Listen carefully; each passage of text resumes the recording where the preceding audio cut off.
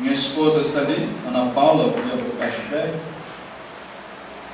Minha esposa. Tem a Maressa, minha filha. A outra ficou, né, com um compromisso lá e não pôde vir. E tem ali meu pai, né, o guerreiro da nossa história, né, Sebastião Samuel. O nome da minha esposa, Ana Paula, como eu falei, a Maressa. E a Ana Carolina, ela ficou lá, né? Não pôde vir, mas tenho certeza, mandou um grande abraço para os irmãos, os jovens, né? Que eles até hoje, o contato, né, é assíduo. Estão sempre em contato, porque realmente não foi um momento só de momento, não, foi uma amizade que realmente nasceu para ficar. O nome do Senhor Jesus foi ótimo para nós. Depois daqueles dias que nós estivemos ali, poucos dias depois eu fui para Angola. Eu trabalho em Angola, em África. Então a gente passou, na verdade passei 5 meses ali em Angola, levando, não somente trabalhando, né, que eu trabalho também no Odebrecht, mas não somente trabalhando, mas levando a palavra de Deus, levando literatura, evangelizando pessoas que tenho certeza vocês teriam o maior prazer e privilégio de conhecê-las, e marcariam mais a vida de vocês do que conhecer o Brad Pitt. Tenho certeza, vocês lembrariam deles muito mais. Pessoas que desejam conhecer a Cristo, pessoas que têm um coração aberto para ouvir a palavra de Deus, pessoas que amam os brasileiros. E a gente passou ali 5 meses, e eu tinha um trabalho quando estava lá. Tem 6 meses já que eu estou no Brasil, vai fazer 6 meses agora. Não, 6 não, tem 5, eu já estou no Brasil, vai fazer 6. Eu trabalho com crianças, levando a palavra de Deus a elas. Eram mais de 200 crianças, todos os domingos, na escola bíblica dominical. Crianças que nascem, mas como a vida em África, principalmente em Angola, é como se fosse uma vida nômade. As pessoas não têm localidade própria, eles ficam mudando para fazer negócios. Então a maioria arrumam filhos e vai embora. E aqueles filhos ficam por ali. Alguns ficam com as mães, outras mães vão embora e deixam mesmo eles por ali. E a gente tem lá ainda esse trabalho. Quando eu saí de lá, estava com 200 crianças. Todos os domingos, eles recebem alimentação primeiro e depois recebem o ensino da palavra de Deus. Só não tinha ainda pronto, né, uma cobertura, era simplesmente no chão, né, não tinha nada para oferecer a elas ainda, mas agora já está construído um templo bem grande, mas apenas ali no chão, todas sentadas no chão. A maioria, né, não sabe o que é um calçado nos pés. E quando a gente chega naquele local para anunciar a palavra de Deus, nós encontramos um povo que não sabe se relacionar com Deus, não conhece a verdade de Deus. E quando a gente chega a anunciar a palavra, é difícil conciliar o que é receber um pai, que é Deus, e viver um relacionamento de Deus como um pai. E quando eu estava perguntando ao Dulce se ele tinha um tema para esses dias, ele me disse em 1 João capítulo 5, versículo 18 e 19, que é o que eu gostaria de estar desenvolvendo com os irmãos nessa noite.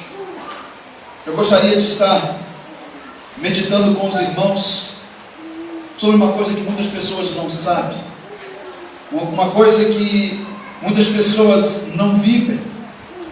Por mais que sejam, nem todos vivem. E nós precisamos desenvolver, porque essa verdade desse texto, ela tem 2 lados. Ela termina no versículo 19, dizendo que o mundo inteiro jaz no maligno.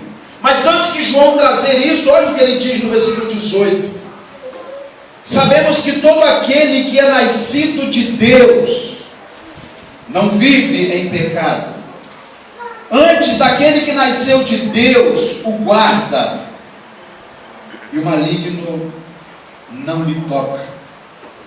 Sabemos que somos de Deus e que o mundo inteiro jaz no maligno. 1 João 5, versículo 18 e 19. Quando o irmão Dulcio disse para mim esse texto, eu comecei a olhar o texto. A gente percebe claramente no texto que ele tem duas coisas importantes. João vai dizer sobre o mundo, que ele desenvolve na carta de 1 João sobre o mundo. Mas antes dele falar sobre isso, que o mundo inteiro jaz no maligno, ele traz para nós a recordação de uma coisa que muitas pessoas esquecem, que muitas pessoas deixam para trás, que muitas pessoas não vivem, que muitas pessoas, na verdade, não conhecem. Ele diz: olha, nós sabemos que todo aquele que é nascido de Deus,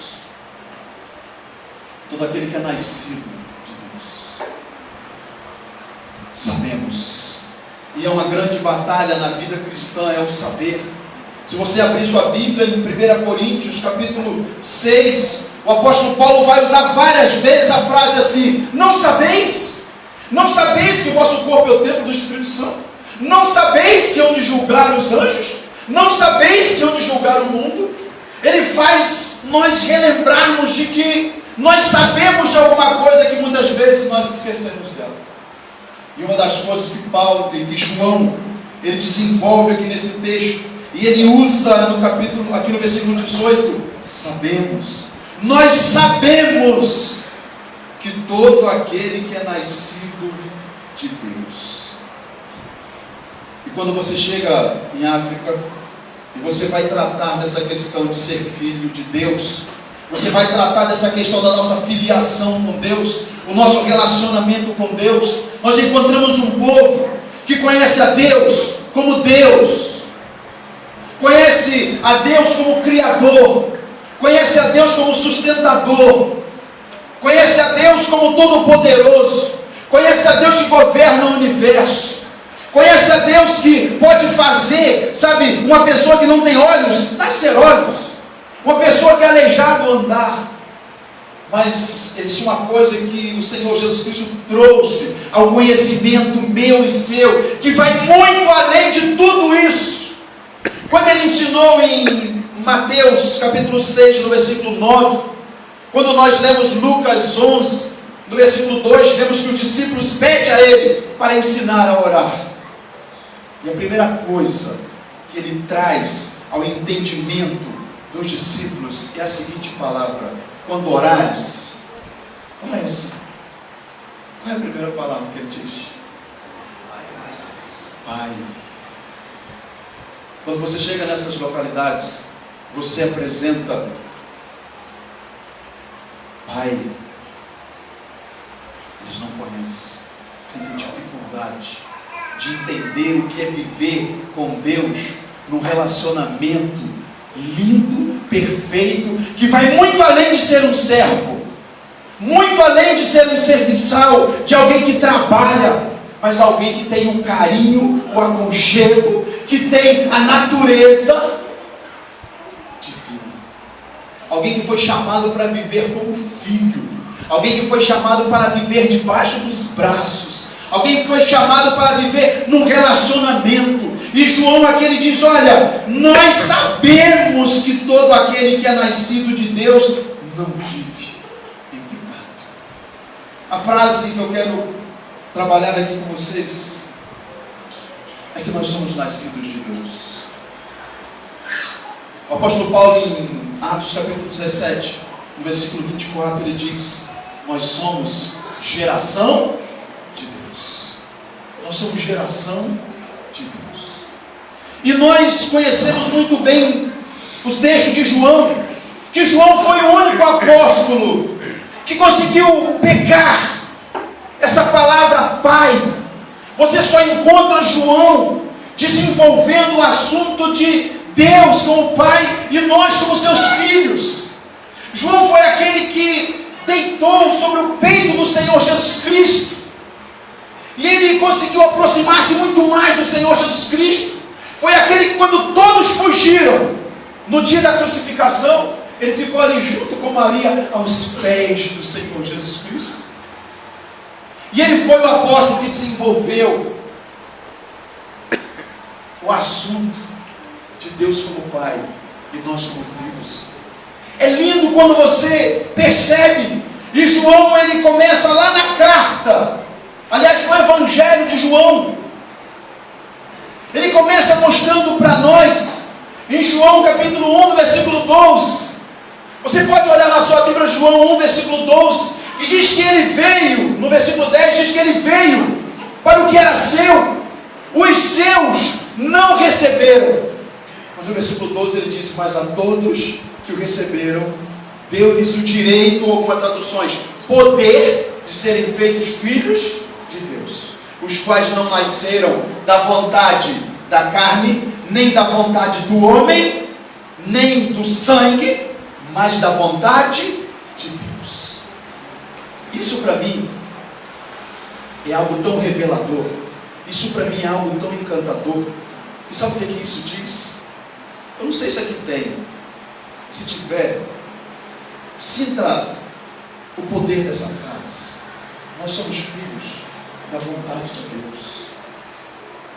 Nós não somos alguém que Deus gerou sem vontade. Nós não somos um filho que não foi planejado. Nós não somos um filho que não foi esperado.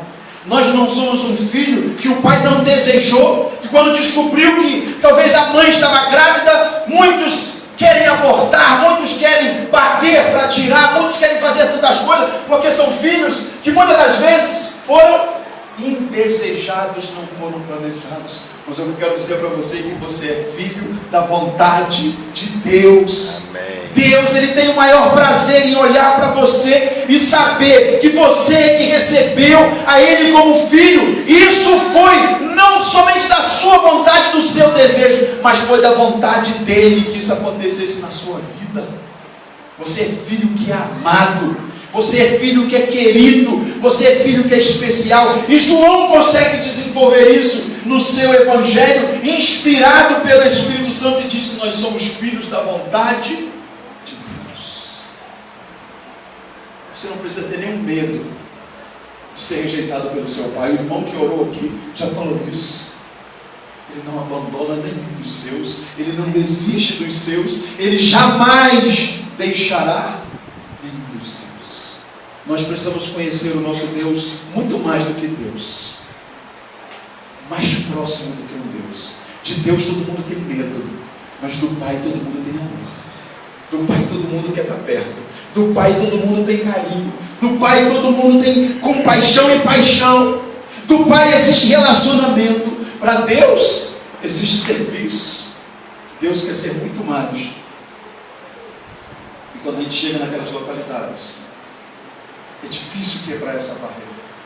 Nós vemos João desenvolvendo o texto em João capítulo 3, quando ele chega para o religioso Nicodemos, o homem que conhecia, sabe, a lei da palavra do Senhor, do início ao fim, conhecia muito bem todos os parâmetros, de frente para trás, de cor, do jeito que você perguntasse, ele sabia. Mas o Senhor Jesus diz para ele: Nicodemos, se tu não nascer de novo, Nicodemos, não pode ver o reino de Deus.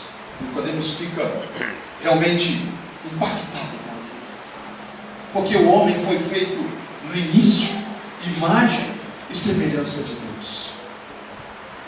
Mas nós sabemos muito bem que com o pecado o homem se afastou de Deus. E isso que é imagem e semelhança de Deus não ficou mais original na vida do Senhor. Você já pensou o que é imagem e semelhança de Deus?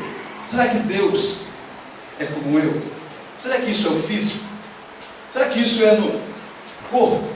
Não, Deus não tem corpo como nós. Deus não tem o físico como a gente. Quando Deus diz que nós somos imagem e semelhança dele, sabe o que ele quis dizer com isso? Sabe o que é isso?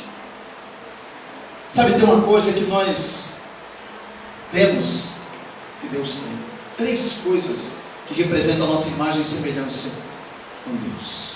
Primeira coisa, inteligência. Segunda coisa, emoções. Terceira coisa, vontade. Essas 3 coisas, com o pecado, elas foram adulteradas, elas foram transformadas e usadas de má forma. E Deus, quando salva o homem, essas 3 coisas voltam a ser usadas no sentido original na vida do homem. A inteligência, só o ser humano criado por Deus tem inteligência. Os animais não têm inteligência, as árvores não têm a inteligência que o homem tem. Mas o homem, depois do pecado, usou a sua inteligência para o mal, usou a sua inteligência para si próprio, usou a sua inteligência para o seu prazer, e não usou a sua inteligência para uma coisa: conhecer a Deus. Deus te dotou de inteligência para você conhecer a Ele. É para isso que existe em você um cérebro muito bem desenvolvido. Com qual objetivo? Para que você conhecesse Ele. Mas ainda, Deus também colocou em nós uma coisa que os outros não têm: emoções. O homem, com a sua emoção alterada, ele começou a usar os seus desejos para o mal. Começou a desejar o mal, começou a amar coisas que não eram boas para a sua vida. Mas Deus te dotou de emoções para que você pudesse amar. É para isso que existe emoção. É para isso que você tem sentimentos. É para isso que nós temos sentimentos. Deus tem inteligência, Deus tem emoções. Deus é conhecedor de tudo e Deus ama. O amor que existe na sua vida, Ele, em primeiro lugar, Deus pediu que fosse para Ele. Por isso, o maior mandamento, perguntado para Jesus Cristo, Ele mesmo disse: amarás a Deus. Deus, quando nos criou, colocou em nós emoções para que nós amássemos a Ele sobre todas as coisas. Mas a humanidade, com sua emoção alterada, ela tem amado todas as coisas acima de Deus e tem deixado Deus ao último lugar. E Deus te dotou de emoções para que você pudesse amar Ele. E Deus também te deu uma coisa que não deu a outros: vontade. O homem também tem usado a sua vontade para coisas que não trazem proveito para a sua vida. Usado a sua vontade para todas as coisas que muitas vezes o afastam de Deus. Mas Deus te deu inteligência para conhecer a Ele. Deus te deu emoções para que você possa conhecer, amar a Ele. E Deus te deu vontade para que você pudesse escolher. Quando nós entendemos que nós somos imagem e semelhança de Deus, é porque Deus tem essas 3 coisas. E só o ser humano tem essas 3 coisas em sua vida. E quando Nicodemos entende que ele deveria nascer de novo, o Senhor Jesus queria mostrar para ele que essas 3 coisas precisavam ser resgatadas na vida de Nicodemos. Porque Nicodemos estava vivendo com uma vida fora da vontade de Deus. Ele amava a lei, mas não conseguia amar a Deus. Amava muitas coisas, mas não conseguia amar a Deus. E nós vemos na palavra de Deus que João, ele vai desenvolvendo esse assunto. O novo nascimento é um assunto muito especial, porque o novo nascimento significa nascer com a natureza divina, com a natureza de Deus, com a inteligência usada para aquilo que é de Deus, com a emoção usada para amar a Deus e com a vontade usada para escolher a Deus. O novo nascimento traz isso. Pedro disse em 2 Pedro 1, versículo 4, que nós recebemos a natureza divina.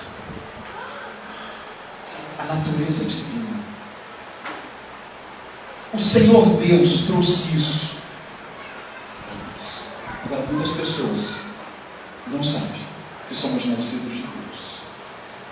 somos geração de Deus. Nós pertencemos. A nossa natureza está nas mãos dele.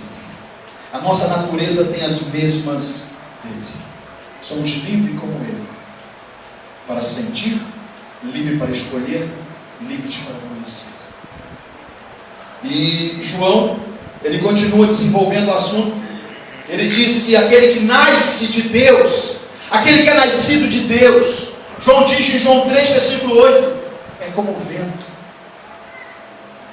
O que é nascido de Deus, diz João, ele é como o vento. Somente João vai desenvolver o assunto de acordo com este novo nascimento. E João, quando chega na sua carta, eu gostaria que você abrisse sua Bíblia comigo. 1 João, capítulo 2. Quando nós entendemos essa nova natureza, é tão belo, sabe por quê? Nós não precisamos fazer força, nós não precisamos imitar, nós não precisamos fazer teatro para sermos cristãos. Quando nós entendemos que somos filhos, somos geração, entendemos que nós somos nascidos dele, se torna natural na nossa vida a manifestação da natureza divina. E você que está aqui hoje nessa noite, saiba disso. Você, para fazer aquilo que é errado, você precisa fazer força. Você precisa lutar contra a sua própria natureza. Você que já nasceu de Deus, olha o que está escrito em João capítulo 2, versículo 29. Ele diz assim: se sabeis que ele é justo, reconhecei também que todo aquele que pratica a justiça é nascido dele. Sabe a coisa tão bela, tão especial, que ele mostra para nós? É que aquele que é nascido de Deus, a vida dele é a vida que vive no centro da vontade de Deus. É a vida que anda na prática da justiça. Porque João disse no primeiro versículo, nós lemos ali, 1 João 5, versículo 18, que aquele que nasceu de Deus não vive na prática do pecado. Não é natural para nós vivermos no pecado. Não é natural para nós andarmos praticando o pecado, porque ele disse aqui que todo que pratica a justiça é nascido dele, tem a natureza dele.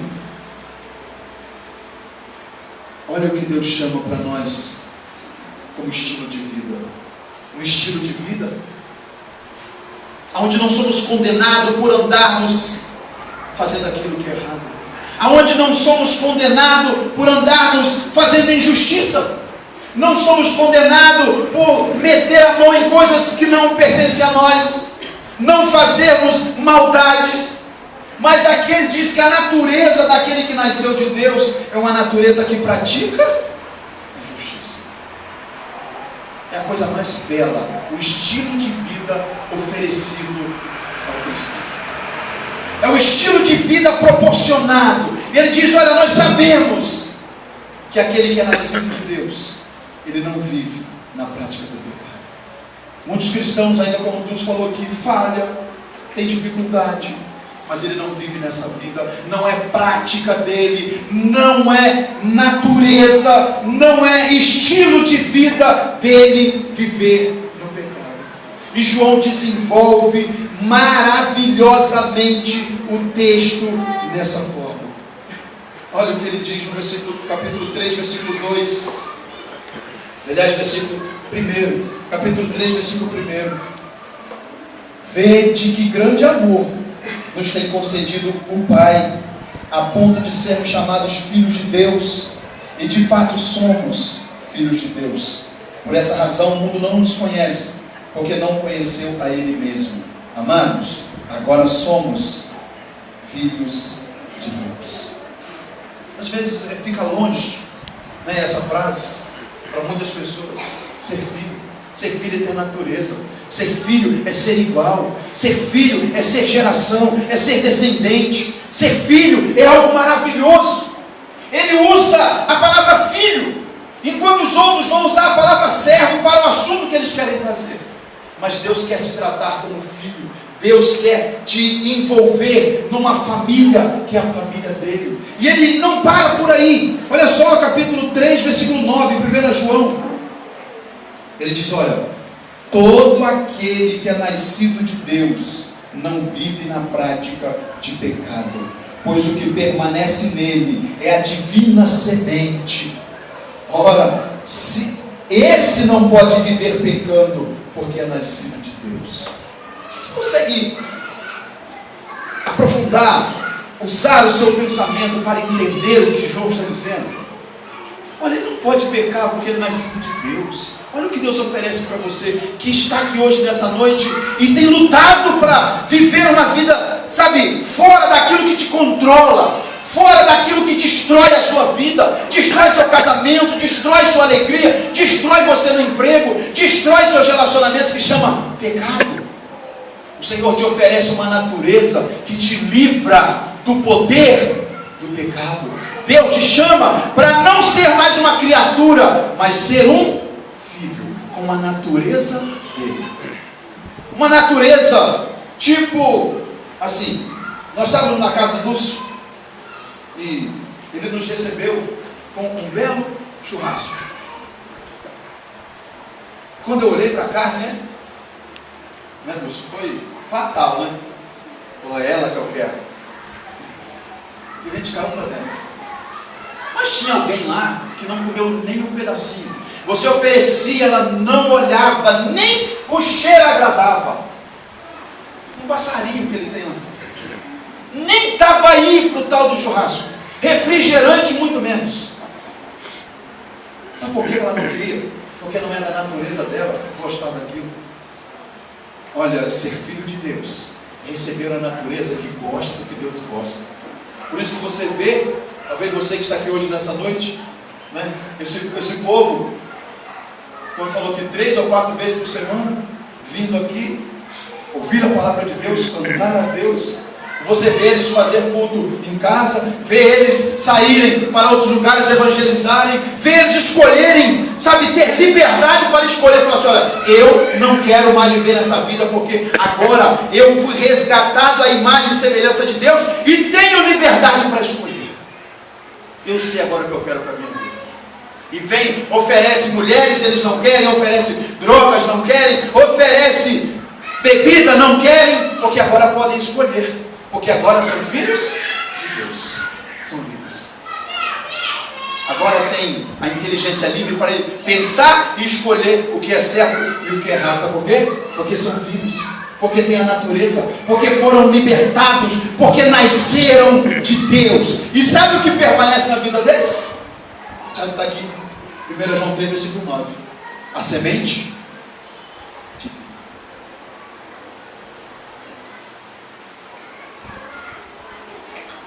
E semente produz segundo a sua espécie. Semente produz segundo a sua espécie.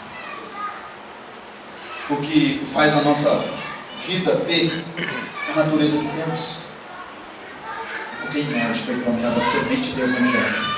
A semente do Evangelho. Lá em Gênesis diz muito bem isso. Que cada semente dá segundo a sua espécie. Deus quer te convidar a fazer parte da família dele. Deus quer te convidar para ver um relacionamento de pai e filho. Deus quer te convidar para receber a natureza divina. Para você poder ter uma vida livre para escolher o que é melhor para a sua vida. Ele continua dizendo aqui, 1 João 4, versículo 7, ele ainda fala assim: amados, amemo-nos uns aos outros, porque o amor procede de Deus. E todo aquele que ama é nascido de Deus e conhece a Deus. Uma das coisas belas que vem para a nossa vida, nessa natureza, é o amor. O amor é algo mais belo